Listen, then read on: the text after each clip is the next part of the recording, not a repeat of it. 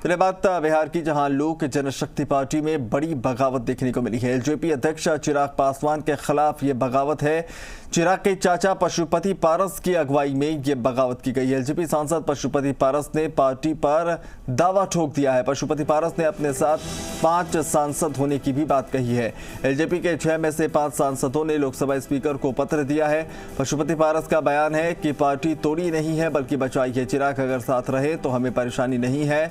JDU में शामिल होने की खबर को पशुपति पारस ने गलत करार दिया है। पशुपति पारस ने कहा कि हम एनडीए में ही रहना चाहते हैं। तो बिहार में सियासी सरगर्मी एक बार फिर से देखने को मिली है और खबर यह है कि पशुपति पारस, जो कि चिराग पासवान के चाचा हैं, जो कि रामविलास पासवान के भाई हैं, उन्होंने पार्टी पर दावा ठोक दिया है और 6 सांसदों में से 5 सांसद ने पत्र स्पीकर को सौंपा है। हालांकि पशुपति पारस ने यह भी कहा है कि चिराग अगर चाहें तो वो साथ रह सकते हैं। वो पार्टी तोड़ नहीं रहे हैं बल्कि पार्टी को बचा रहे हैं। साथ ही उन्होंने स्पष्ट कहा कि जेडीयू में जाने के जो कयास लगाए जा रहे हैं वो गलत है, लेकिन उन्होंने स्पष्ट कर दिया कि वो एलजेपी को लेकर एनडीए में ही रहना चाहते हैं। यानी कि चुनावी सरगर्मी जो बिहार विधानसभा चुनाव में देखने को मिली थी, उस वक्त एलजेपी ने एनडीए से नाता तोड़ दिया था, लेकिन अब पशुपति पारस ने पार्टी पर दावा ठोका है और एनडीए में ही रहने की इच्छा उन्होंने जताई है। 6 में से 5 सांसद जो है उन्होंने पत्र इस बाबत स्पीकर को सौंपा है। तो बिहार में एक बार फिर से सियासत पूरे शबाब पर।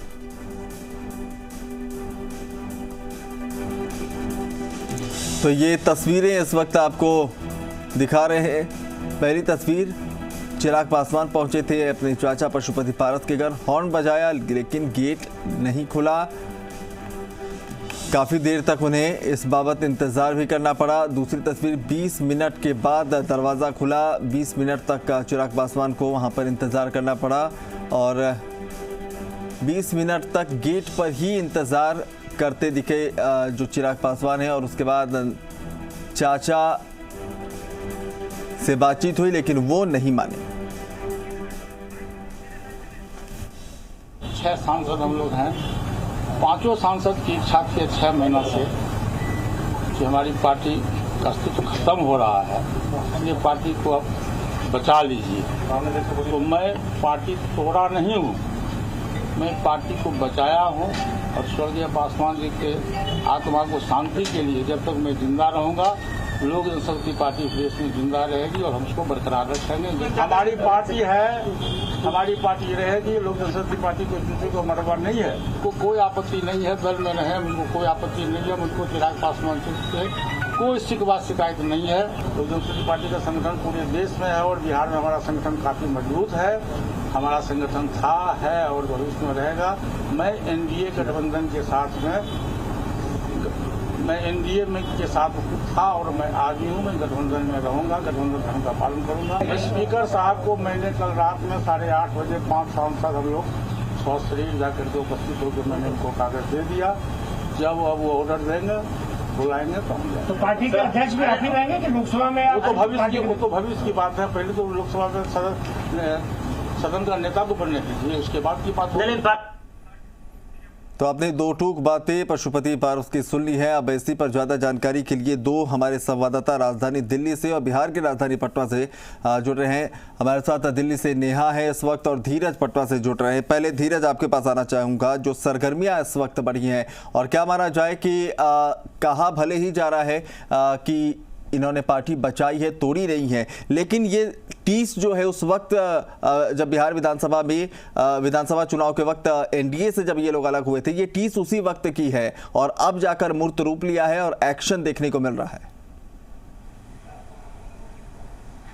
बिल्कुल, ये स्क्रिप्ट जो है वो आज से नहीं, करीब 6 महीने से लिखी जा रही है कि ये स्क्रिप्ट, जब ये फैसला लिया गया था कि बिहार विधानसभा चुनाव में एलजेपी अब अलग लड़ेगी चुनाव, और खुद को बीजेपी का हनुमान बताया था चिराग पासवान ने, उसके बाद से ही ये स्क्रिप्ट लिखी जा रही है। क्योंकि आप सीधे तौर पर देख सकते हैं कि कम से कम 36 से 37 ऐसी सीट है जहां पर विधानसभा में एलजेपी के कारण जेडीयू को धक्का लगा है, जेडीयू वहां अपनी जीत हासिल दर्ज नहीं कर पाई। तो इसके ये एक राजनीतिक जो पूरा परिप्रेक्ष्य देखेंगे आप, तो इसमें जेडीयू बीजेपी और को लेकर के एक साथ में थी बिहार विधानसभा में, और एलजेपी अलग लड़ रही थी।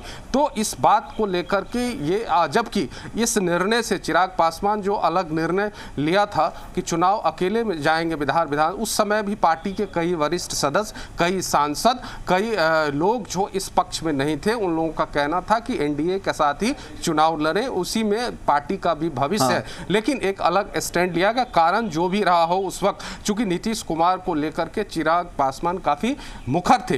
अब धीरे धीरे जब ये बात होने लगी, और जब अब केंद्रीय मंत्रिपरिषद में जगह मिलने की बात होने लगी, तो उस समय ये हलचल बढ़ी है कि केंद्रीय मंत्रिपरिषद में किसको जगह दी जाए। और जेडीयू कहीं ना कहीं ये बिल्कुल नहीं चाहती है कि चिराग पासवान केंद्रीय मंत्रिमंडल में शामिल हों, चूंकि चिराग पासवान लगातार जेडीयू के ऊपर हमलावर रहे हैं। तो इसको लेकर के अंदर खाने एक राजनीति बोनी जा रही थी, जिसका परिणति आज आप देख रहे हैं। पिछले 24 घंटे में ये पूरी की पूरी राजनीति, जो बाकी हिस्सों में भी, देश के बाकी हिस्सों में भी राजनीतिक हलचल है, लेकिन बिहार में ये राजनीतिक जो तूफान कह सकते हैं वो आई है सियासी इस 24 घंटे में। और इसकी जो स्क्रिप्ट है वो बहुत पहले से लिखी जा रही थी, जिसका परिणति आज हुआ है चिराग पासवान। अब चिराग पासवान क्या करेंगे, बीजेपी कितना साथ देती है, ये तो आने वाला वक्त ही बताएगा। लेकिन चिराग पासवान फिलहाल अलग थलग पड़ गए हैं इस पूरे। चिराग पासवान अलग थलग पड़ गए हैं। नेहा भी हमारे सहयोगी इस वक्त हमारे साथ। नेहा, सवाल यही है कि चिराग अलग थलग तो पड़ गए हैं, एलजेपी का भविष्य क्या होगा, ये तो साफ हो जाना है। क्योंकि अगर पशुपति पारस के हाथों में एलजेपी जाती है तो भी उसका वजूद रहेगा, अगर चिराग पासवान के पास पार्टी रहती है तो भी वजूद रहेगा। लेकिन सबसे जो बड़ा सवाल है वो सियासी भविष्य चिराग पासवान का कैसा होगा, अगर ये जो मास्टर स्ट्रोक है, अगर ये पशुपति पारस का वो अगर सटीक निकलता है तो। बिल्कुल यही सबसे अहम सवाल इस वक्त, क्योंकि देखिए नेतृत्व बदला जाना ये तय था पार्टी में, और ये बिहार विधानसभा के समय से ही कार्यकर्ता हो, चाहे पूर्व विधायक हो, सांसद हो, सभी में ये था कि चिराग पासवान के फैसले से कहीं ना कहीं लोग सहमत नहीं होते थे।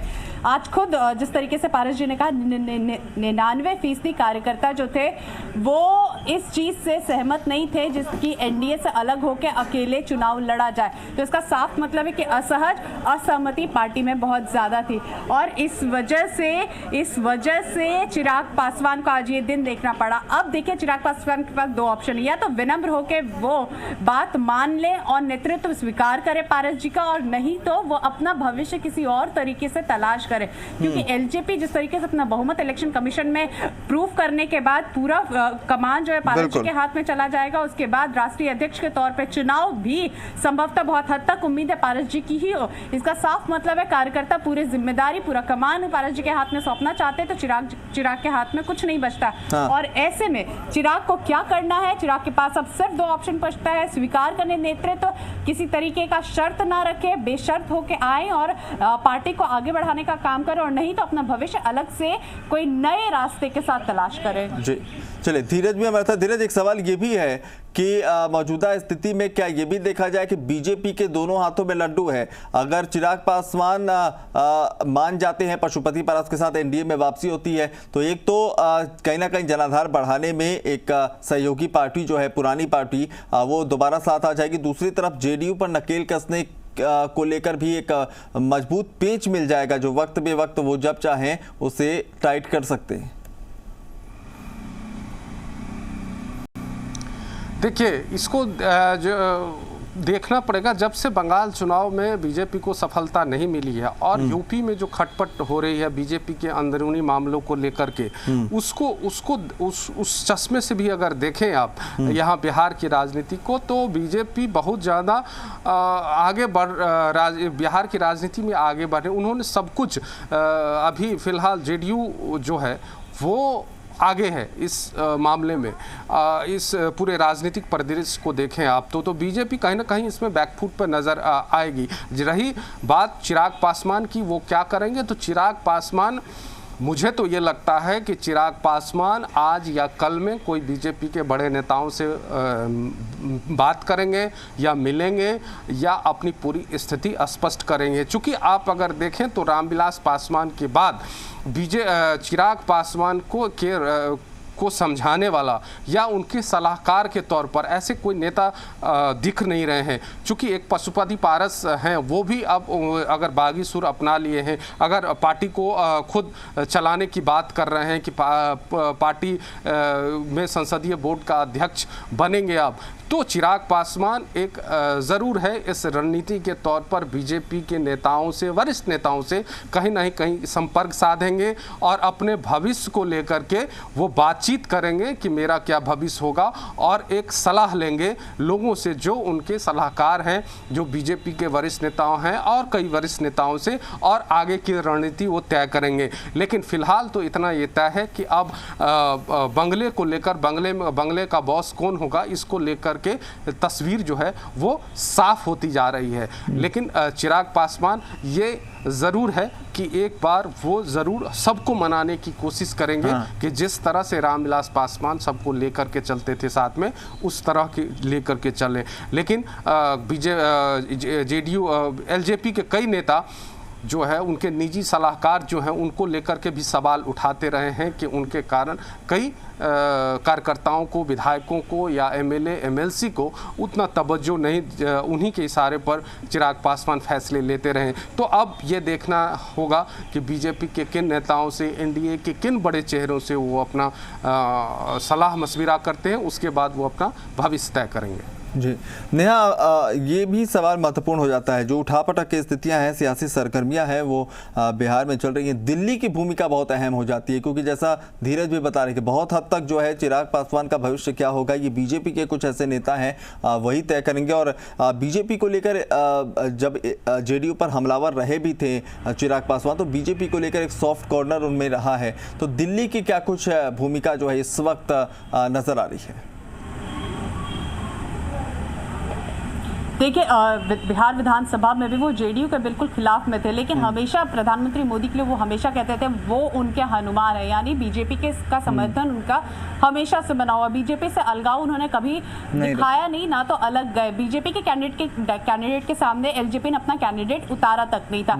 इसका साफ मतलब है, अगर इस तरीके के रिश्ते थे तो ये कॉर्डियल रिश्ते होंगे, दोनों ही तरफ के म्यूचुअल रिश्ते होंगे। बीजेपी भी उनको उतना ही सम्मान दी होंगी, तभी उन्होंने बिहार विधानसभा में उतना सम्मान बीजेपी को दिया था।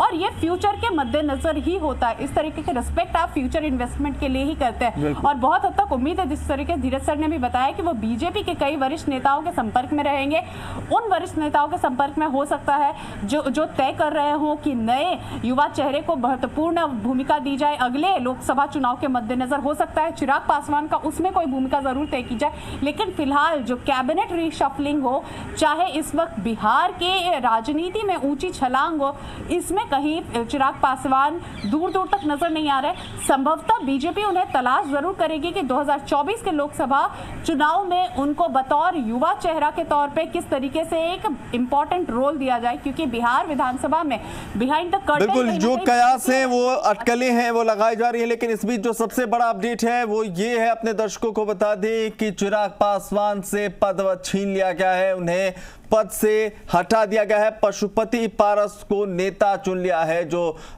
तमाम एलजेपी के सांसद हैं वो संसदीय दल के नेता चुने गए हैं। पशुपति पारस, तो कहीं ना कहीं जो कयास लगाए जा रहे थे, एक बड़ा झटका चिराग पासवान को लगा है। और इस पूरे जो सियासी सरगर्मियों को लेकर जो रिएक्शन देखने को मिले हैं, उस पर अब प्रेस कॉन्फ्रेंस भी करने की तैयारी है। आप दोनों सहयोगियों का बहुत बहुत शुक्रिया ग्राउंड जीरो की हकीकत हम तक पहुंचाने के लिए। चलिए।